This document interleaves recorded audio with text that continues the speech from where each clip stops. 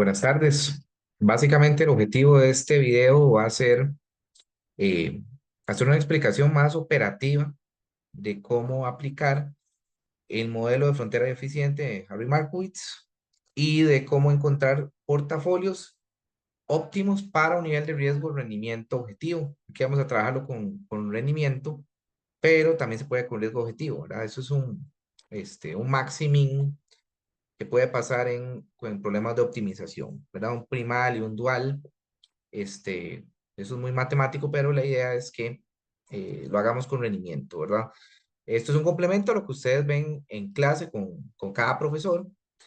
eh, y la idea es que lógicamente lo puedan aplicar para el trabajo. Entonces, primariamente, el modelo de frontera eficiente es un modelo que se basa en que los rendimientos se describen el comportamiento de un activo en el tiempo, su cambio en precio, pero que también es importante tomar en cuenta la volatilidad, o sea, que tanto se desvía el rendimiento de ese rendimiento medio, de esa media, que tanto nos desviamos, y también cómo interactúan los activos entre sí, ¿verdad? En una cartera es muy importante recordar que no estamos, eh, que el riesgo, principalmente el riesgo de una cartera no es nada más la suma de los riesgos individuales, sino que esa interacción puede ayudar a que existan, pues, por medio de la diversificación, eh, pues, eh, algún cambio respecto a nada más sumar todos los riesgos, ¿verdad? Por eso la fórmula de la varianza de una cartera toma en cuenta las covarianzas, que es esa interacción que tienen los activos entre sí o los rendimientos de los activos entre sí. Entonces es muy relevante. Otro punto, anteriormente en este curso eh, se aplicaba muy a lo librero, realmente, el modelo, ¿verdad? Donde vemos activos y los poníamos a optimizar o a encontrar fronteras eficientes de todo lo que metieran en cartera. Aquí sí es muy importante mencionarles que en la vida real no se trabaja así. En la vida real, Markowitz se usa para encontrar la asignación estratégica de activos, ¿verdad? Y esa asignación estratégica está primariamente dada por las clases de activos generales que vamos a mantener en cartera. Aquí no entramos en si me gusta el activo A, el B, el C, el D, sino cuáles son las clases de activos que me generan un cierto perfil de riesgo y rendimiento. Y sobre esa clase genérica que generamos, que se logra por medio de índices, vamos a tener una asignación estratégica y vamos a intentar seleccionar activos ya con el fin de o ser iguales al benchmark, que es una gestión pasiva, o ganarle al benchmark, que es una gestión activa, ¿verdad? Vamos a elegir activos diferentes a muchos de los que tiene el índice para generar lo que se llama el alfa. Entonces, como les decía, si este curso lo han llevado antes, los poníamos a optimizar todos los activos, en la vida real no se hace eso. La vida real se usa para generar la asignación estratégica y ya con base en eso, seleccionar los activos.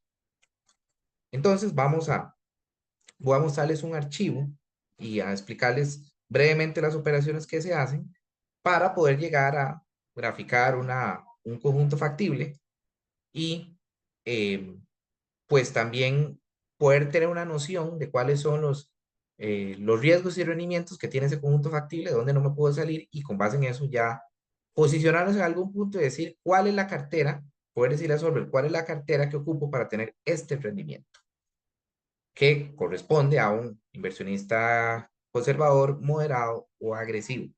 Que esos son básicamente son los tres que seguimos. Se pueden hacer en el medio más, pero lógicamente la idea es que ustedes lo entiendan por lo menos por los tres iniciales. Entonces, voy a compartir el archivo.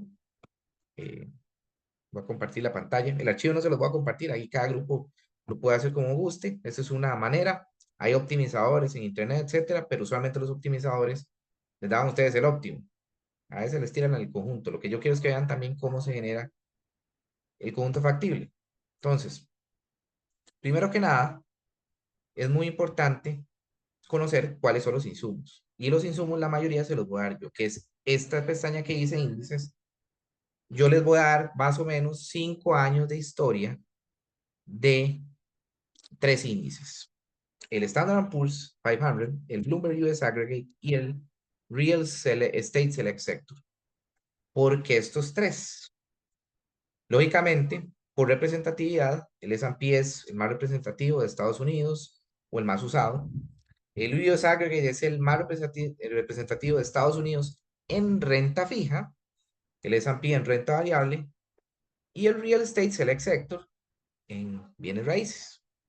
Ustedes saben que ustedes van a poder usar ETFs, acciones y también en la parte de ADRs y REITs.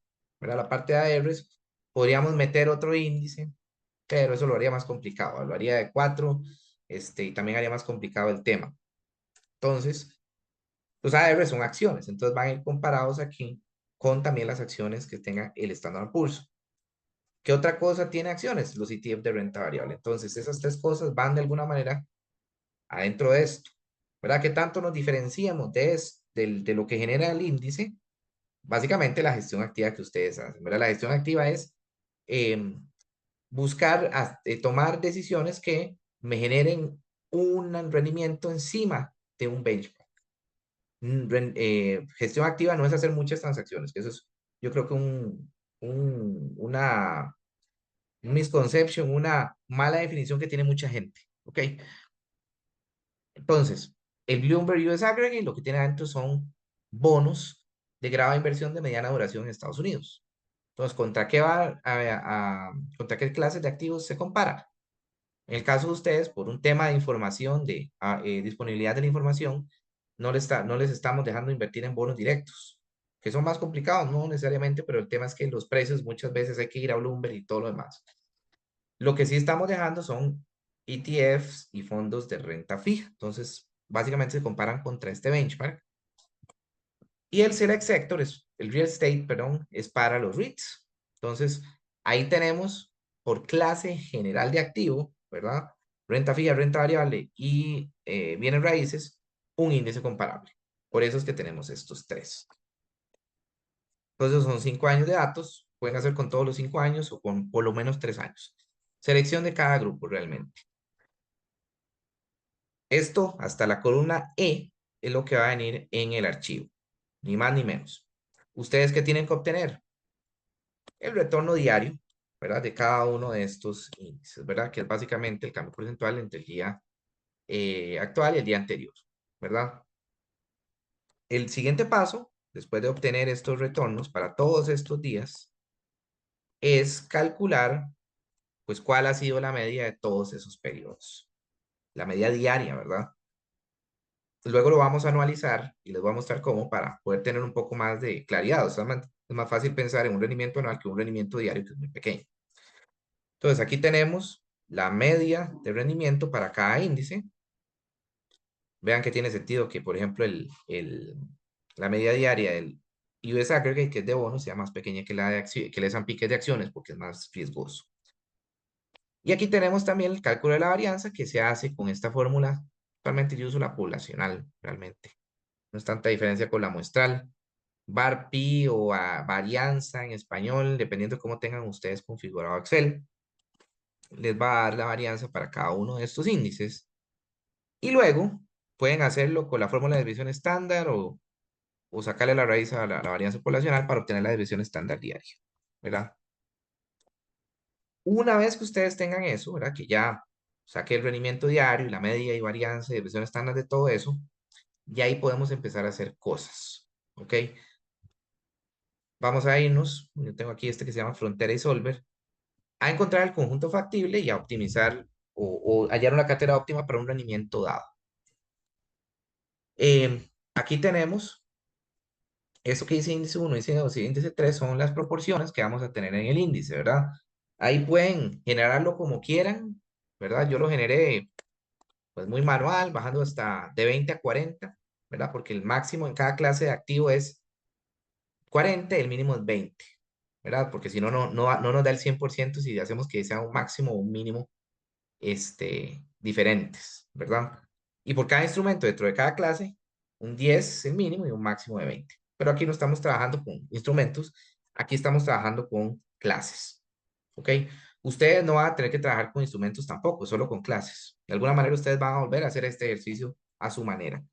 ¿Por qué? Porque nosotros lo que vamos a hacer es, lógicamente, ya armar la cartera con base en esa asignación estratégica con cada uno de los instrumentos. No le vamos a hacer no tiene sentido hacer un Markowitz con todos los activos generales. Así no se hace, ¿verdad? Y la cartera que ustedes encuentren aquí, pues les va a la asignación estratégica, la general, y va a ser su benchmark. Entonces, cada grupo no va a tener exactamente el mismo benchmark, va a estar complicado, ¿verdad? Que tenga exactamente el mismo benchmark, va a tener los mismos índices, los mismos tres componentes, pero en diferentes proporciones dependiendo de cuánto rendimiento quiero, dónde me quiero ubicar. Entonces, volviendo al tema de los índices, ahí generé, bajo estas restricciones, o sea, pueden generar más combinaciones, etcétera, siempre y cuando la suma de todos de 100 y ninguno se salga de más de 40 o de menos de 20. ¿Ok? Entonces, aquí están todos. em, algunos los sacaba por diferencia, otros nada más los iba bajando. Números aleatorios se pueden usar, pero el tema es que hay que ponerlos en ciertos rangos y hay que ver cómo se suman el 100, ¿verdad? Entonces eso sí es importante que lo tomen en cuenta. Ahora bien, vamos a sacar el rendimiento ponderado de cada una de estas carteras. Cada línea es una cartera. Eso sí es muy importante.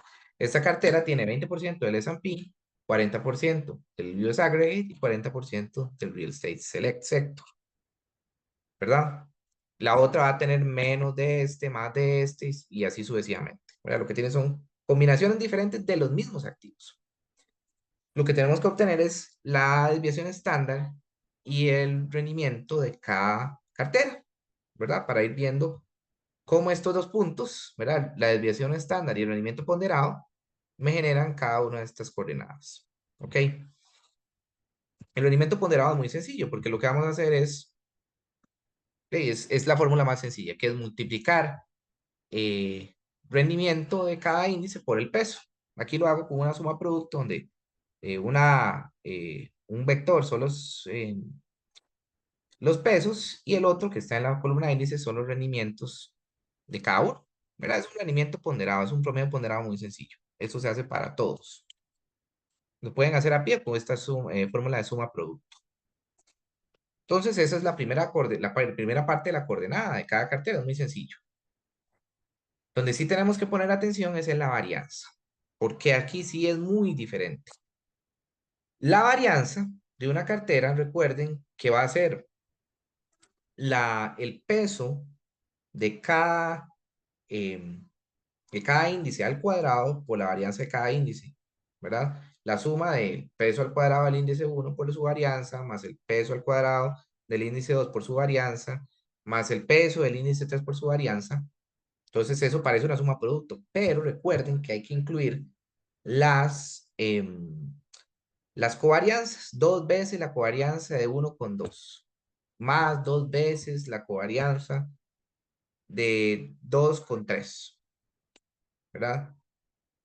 Y aquí lo vamos a hacer de una vez con el caso general. ¿Qué es más fácil para sacar esto cuando tenemos tres o más activos? Usar matrices de varianzas y covarianzas. Primero voy a mostrarles qué es lo que hacemos realmente. Aquí ocupo que se acuerden un poco de su curso de cálculo 2 o no sé, donde ven algo de matrices. Entonces, para obtener la varianza, lo que vamos a hacer es hacer esta multiplicación de este vector de pesos por la matriz de varianzas y covarianzas y luego ese resultado lo multiplicamos otra vez por el vector de pesos. ¿Por qué dos veces por el vector de pesos? Porque recuerden en la fórmula original que es al cuadrado. Entonces, eso es lo que está haciendo, ¿verdad? Multiplicar dos veces por el peso. Entonces, es este vector columna por la matriz de varianzas y covarianzas por el vector fila. Eso me va a dar un número que es la varianza, ¿verdad? Entonces, así es más fácil que estar aprendiéndose toda la fórmula y hacer la fórmula compleja. ¿Ok? Los pesos ya los tenemos. Lo que nos falta son las matrices. Entonces, la matriz de covarianzas, pues pueden sacarlo con un módulo que se llama análisis de datos o ir análisis que está en el tab de datos. Aquí en Data o datos se vienen. Aquí a la derecha está el módulo. Pero para enseñarles a pie, se los voy a enseñar haciéndolo a pie, montando la matriz. Entonces, ¿qué vamos a tener en cada entrada? Es la combinación, la covarianza entre un índice y el otro índice. ¿Ok? Muy importante. ¿Cómo lo hacemos? sacando con la fórmula covarianza entre los rendimientos del índice que estamos buscando con el otro índice, ¿verdad? ¿A dónde refleja esto? Es la covarianza entre, si nos devolvemos aquí, el rendimiento del S&P entre toda esa columna y los demás, ¿ok? Esa fórmula la vamos a replicar, ¿verdad? La vamos a replicar de la diagonal para abajo, ¿ok? Muy importante, la covarianza de un activo con sí mismo es la varianza, es lo mismo que la varianza. Pero bueno, yo puse covarianza para cada uno, para no enredarlos, pero es lo mismo que calcular la varianza y también para no calcular, cambiar mucho las fórmulas. Entonces vamos a sacar aquí la covarianza también del S&P con el Bloomberg US Aggregate y con el Real Estate, ¿verdad? Después calculamos la diagonal, que lo que tiene son varianzas, pero es las covarianzas consigo mismas. Y luego, em, todo lo que está debajo de la diagonal, entonces sería, lo voy a marcar en amarillo, ¿verdad? Eso es lo que vamos a calcular directamente.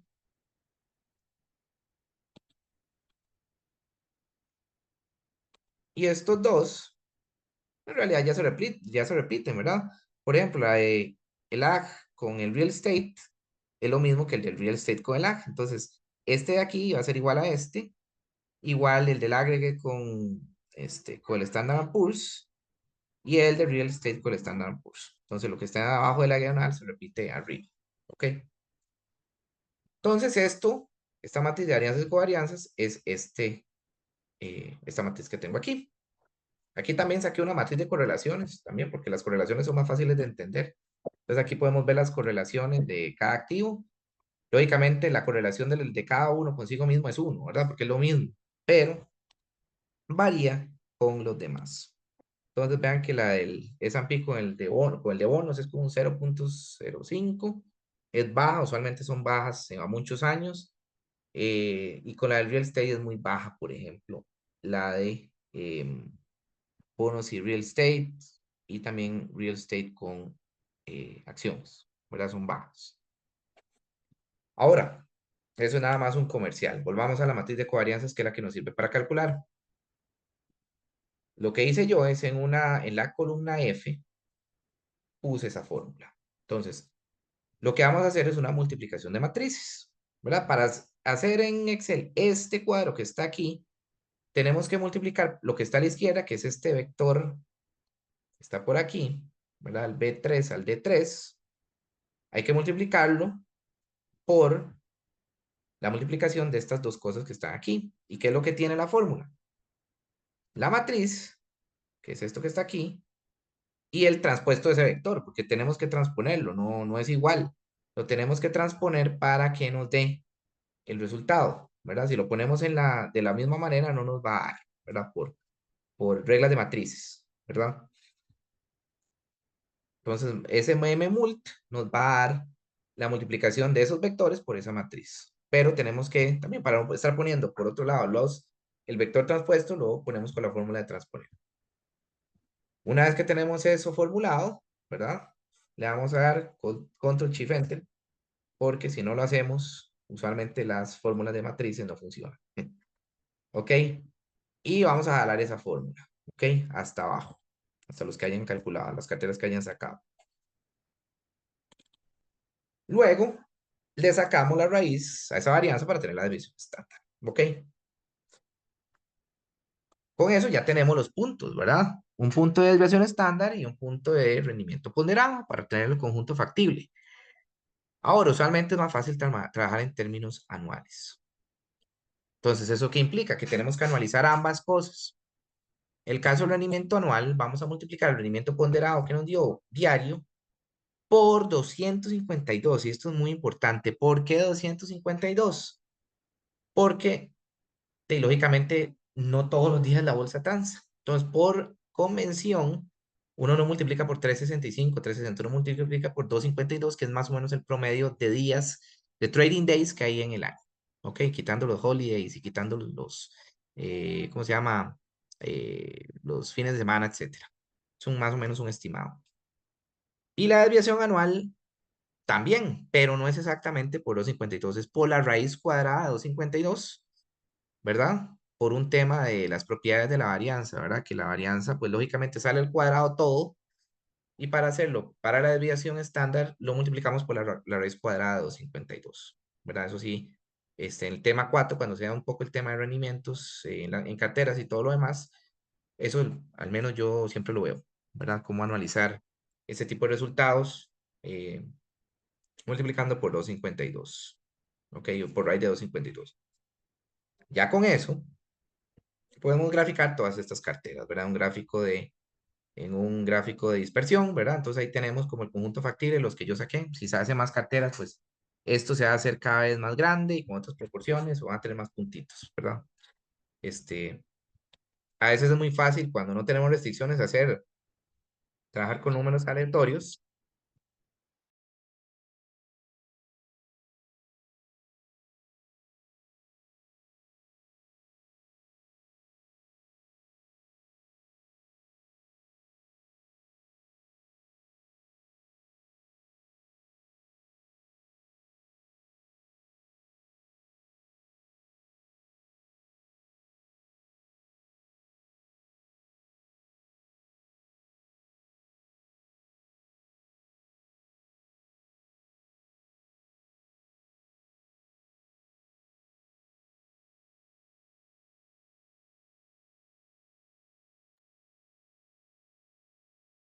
Ahí me disculpan un segundo que tuve que levantarme a hacer una cuestión y no paro la grabación, paró el stop sharing, el share screen, perdón. Voy a volver a compartir la pantalla, ¿no?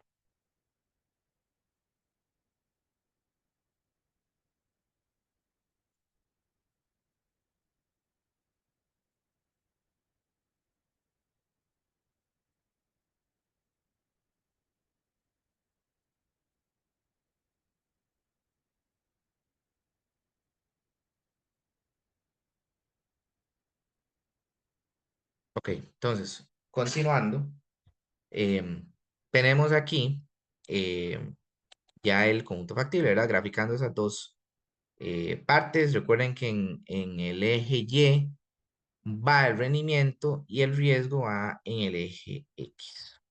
Porque ahí recuerden que la cartera mínima de varianza es la que está más a la izquierda. Y si está más a la izquierda es porque lo mínimo es el riesgo que está en el eje X, ¿verdad? Aquí ya lógicamente al graficar eso yo le di formato porque me graficaba desde cero y no había nada debajo de desviación estándar de 13 anual. Entonces ahí lo hice para que quedara más compacto.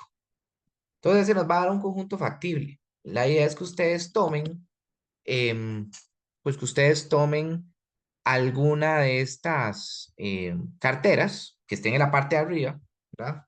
Eh, y vean ustedes qué rendimiento y qué riesgo tiene, ¿verdad? Y ustedes me pueden decir, por ejemplo, lo que me interesa es que tenga más de 7%, 7,5 de rendimiento.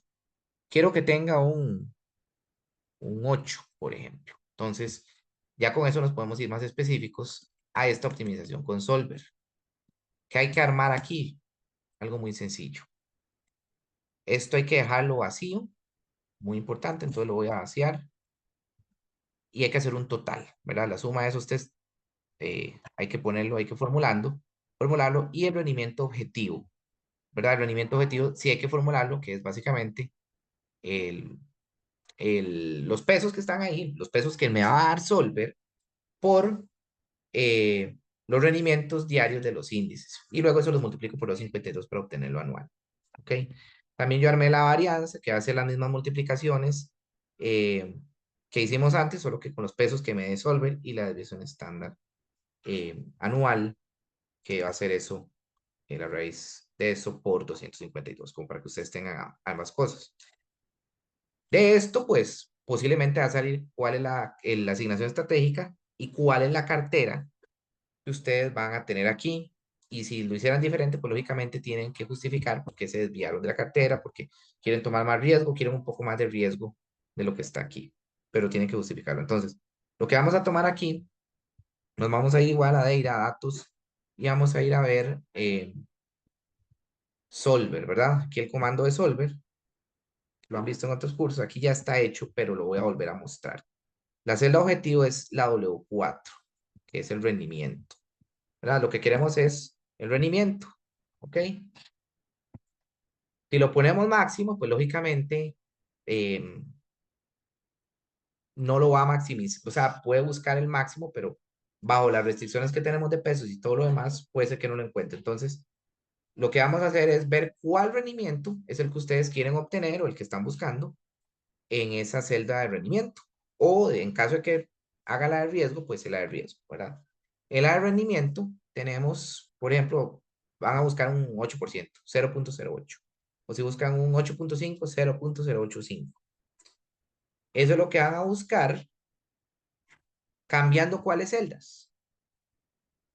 Los rendimientos, los riesgos, no, eso ya está dado, eso es histórico.